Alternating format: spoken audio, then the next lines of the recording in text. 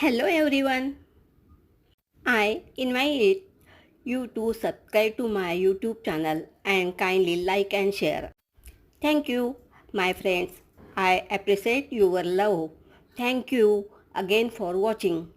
तुमच्या लक्षात आलंच असेल मी आज कुठली रेसिपी घेऊन आले. कढीपत्त्याची चटणी. बहुगुणी कढीपत्ता छान धुवून सुकवून एक चमचा तेल घालून खरपूस भाजून घेऊया.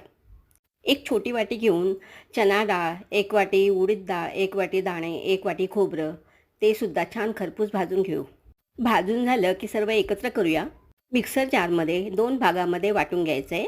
एका भागात तिखट, मीठ, आमचूर पावडर, जिरं, चवीनुसार मीठ व गूळ घालून घेऊ. हे सर्व मिक्सर पॉटमध्ये टाकून आपण छान बारीक करून घेऊ.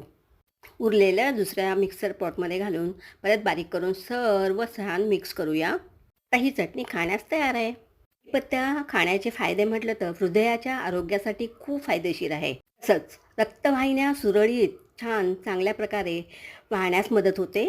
मेंदूसाठी तर खूप चमत्कारिकच आहे. असे कितीतरी अनेक फायदे आहेत. औषधी कढीपत्ता म्हणण्यास नाकारता येत नाही. अशी ही बहुगुणी चविष्ट आरोग्याला छान कढीपत्ता चटणी तुम्ही कशाही सोबत खाऊ शकता. ही 3 वीक छान राहते. दुसरी रेसिपी आपण वाट बघूया. बाय.